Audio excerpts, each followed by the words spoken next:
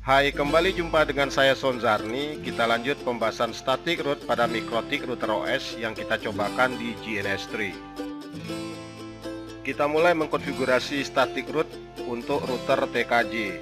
Kita lihat catatan static root yang telah kita buat.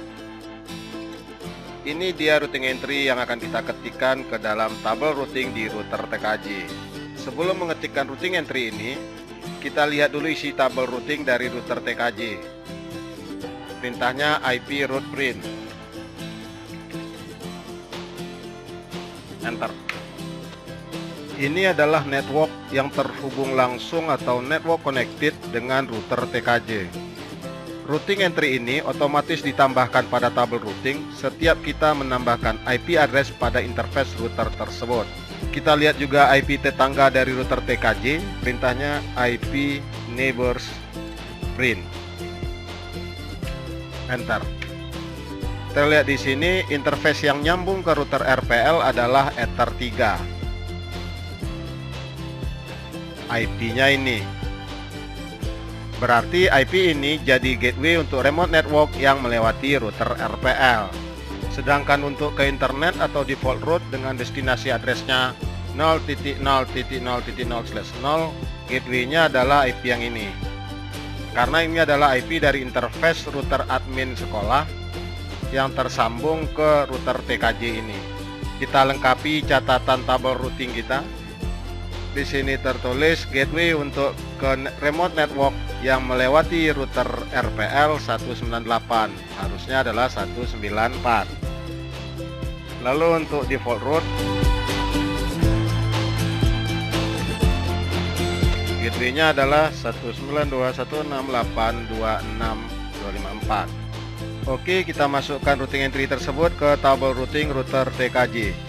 Perintahnya IP route add destination address. Kita mulai dengan yang melewati router RPL. Network address-nya adalah 192.168.260/24. Spasi gateway 192.168.26194. Enter. Lalu tabel routing untuk default route, IP route add destination address 0.0.0.0/0, gateway-nya 192.168.26254. Enter. Kita pindah ke router RPL. Kita cek IP router tetangganya, IP neighbors print. Enter. Ini adalah IP interface dari router TKJ yang nyambung ke router RPL, dan ini adalah IP dari interface router MM yang tersambung ke router RPL ini. Oke, kita lihat lagi catatan kita. Nah, yang ini adalah routing entry untuk network yang melewati router MM.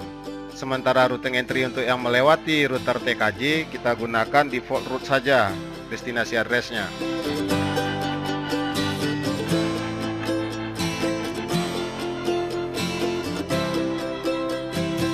Oke, kita masukkan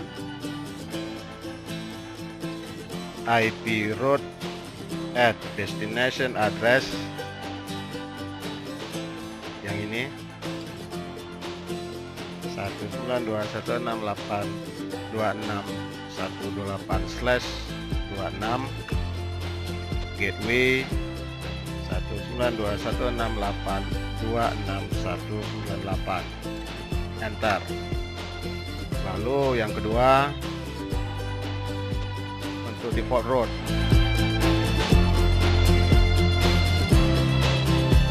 (0.0.0.0/0, gateway 193. Enter. Kita coba lihat tabel routingnya, IP route print. Enter. Nah, sekarang kita telah menambahkan dua routing entry static, yaitu yang ini untuk network yang melewati router TKJ, sementara yang ini untuk network yang melewati router MM. Oh ya, kita coba lihat di router TKJ kembali, IP route print. Enter. Nah, di router TKJ Ini adalah network address yang melewati router RPL. Ini IP router RPL. Dan ini adalah network address yang dituju melewati router admin sekolah. Terakhir kita konfigurasi router MM. Kita coba lihat juga IP tetangganya, IP neighbors print, enter. Ini adalah IP dari router RPL yang tersambung ke router MM melewati Ether 3. Oke, kita masukkan routing entry-nya. IP route at destination 0.0.0.0/0 gateway 192.168.26.197, enter. Kita lihat isi tabel routingnya, IP route print, enter. Nah, ini routing entry yang barusan kita masukkan. Flagnya AS artinya aktif statik.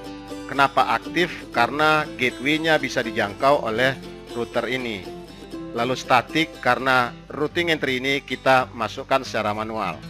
Selesai konfigurasi static route untuk ketiga router yang kita gunakan. Selanjutnya kita coba verifikasi dari tiap PC. Tapi sebelumnya kita cek dulu IP dari masing-masing PC. Perintahnya adalah show IP, jadi kita bisa singkat dengan SH spasi IP saja. Enter. Ini IP dari PC TKJ1 yaitu 261. Kita lihat TKJ2. Show IP, enter. Ini IP untuk TKJ2. Kita lihat di PC RPL1. Show IP, enter. Ini IP-nya 26.65. RPL2 kita lihat. Show IP, enter. 2697. Oke, lalu kita coba lihat di PC MM1. Show IP, enter. Nah, ini IP untuk PC MM1. Lalu untuk PC MM2, show IP, enter. Ini IP untuk PC MM2. Kita coba ping ke PC1. Ping kita singkat dengan huruf P saja. 192.168.261 IP PC TKJ1, enter. Oke, koneksi. Kita coba ke PC TKJ2, IP-nya 2633, enter. Oke. Kita coba ke RPL1 65, enter. Ctrl C. Ke RPL2 97, enter. Ops. Kita coba lagi. Nah, oke. Lalu kita coba ke PCMM1 129, enter. Ya, oke. Kita coba ke router TKJ1. Ping 192.168.26.253. Ini adalah IP address dari interface router TKJ yang tersambung ke router admin sekolah. Enter. Nah, oke. Kita coba dari PC RPL ngepingnya. Ping ke TKJ1 68261, enter. Oke. Ke TKJ2 33, enter. Oke, koneksi ke MM1 129, enter. Oke. Dan ke MM2 161, enter. Oke. Ini artinya semua PC sudah bisa saling komunikasi. Sekarang kita coba koneksi ke internet. Untuk ping ke internet, kita yakinkan dulu bahwa dari PC real kita telah terkoneksi. Kita coba pakai command prompt.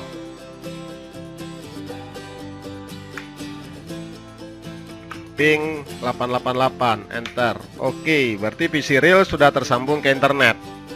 Nah, sekarang kita coba dari PC virtual kita. Kita coba ping ke 888. Enter. Oh, timeout. Kita coba dari PCMM. Ping 888.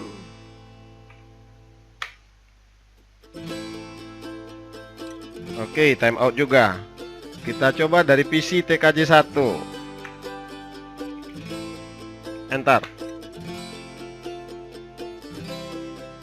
Juga timeout. Kita coba cek tabel routing router TKJ. IP route print, enter. Nah, ini adalah rule untuk mengirimkan paket ke internet. Nah, kita coba verifikasi. Kita coba ping ke internet. Ping 888, enter. Oke, ternyata terkoneksi ke internet. Router admin ini telah dikonfigurasi sebelumnya untuk internet gateway. Saya perlihatkan.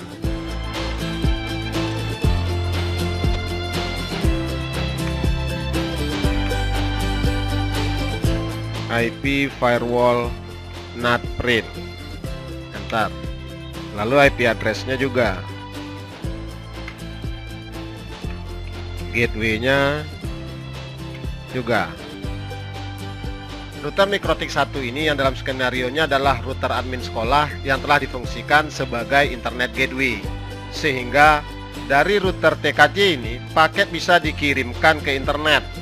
Namun dari PC TKJ 1, dari PC RPL 1 dan PC MM2 yang telah kita cobakan tadi, koneksi ke internet tidak bisa.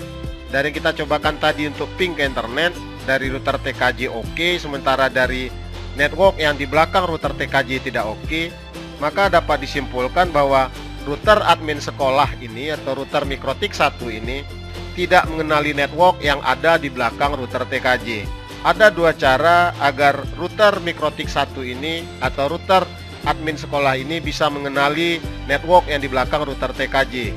Pertama, di router TKJ kita aktifkan fitur source NAT, atau yang kedua metodenya adalah di router admin sekolah ini kita buat routing entry untuk network di belakang router TKJ ini. Kali ini kita akan menggunakan metode yang kedua, yaitu kita akan buatkan tabel routing di Mikrotik 1 atau router admin sekolah ini agar paket bisa dikirim ke network di belakang router TKJ. Kita lihat tabel routing di router admin sekolah. Nah, ternyata belum ada routing entry untuk destinasi ke semua network dari topologi jaringan kita atau network yang ada di belakang router TKJ. Maka harus kita tambah routing entry-nya. Di video tutorial bagian yang pertama dijelaskan bahwa network yang diberikan ke kita adalah 192.168.26.0/24. Maka di tabel routing router admin ini kita masukkan network tersebut sebagai destinasi address. Perintahnya IP route at destination address 192.168.26.0/24. Lalu gateway IP dari interface router TKJ yang tersambung ke router admin ini, yaitu 192.168.26.253. Enter. Kita lihat hasilnya, IP route print, enter. Nah, sekarang telah ada routing statis untuk ke network yang ada di sini. Oke, kita coba verifikasi kembali dari PC TKJ 1. Ping 88. Oke, udah koneksi dia. Coba ke PC TKJ 2. Ping 88 juga. Oke, sudah koneksi. Kita coba ke PC MM. Ping 88. Oke, udah koneksi juga. Ke PC RPL. Oke, selesai. Ini artinya dari seluruh PC sudah bisa koneksi ke internet menggunakan IP address. Kita cobakan menggunakan domain ping google.com misalnya. Enter. Ups, belum mau. Kita coba dari PC TKJ ping google.com. Enter. Ternyata untuk menggunakan domain belum bisa terkoneksi semua PC. Nah, kita lihat permasalahannya di mana. Untuk bisa ping atau koneksi menggunakan domain, kuncinya ada di konfigurasi DNS pada router kita. Nah, sekarang kita lihat konfigurasi DNS di router TKJ. Perintahnya IP DNS print, enter. Ternyata belum dikonfigurasi sama sekali. Kita lihat juga di router RPL, IP DNS print, enter. Sama, juga belum dikonfigurasi. Kita ke router MM, IP DNS print, enter. Ternyata juga belum dikonfigurasi.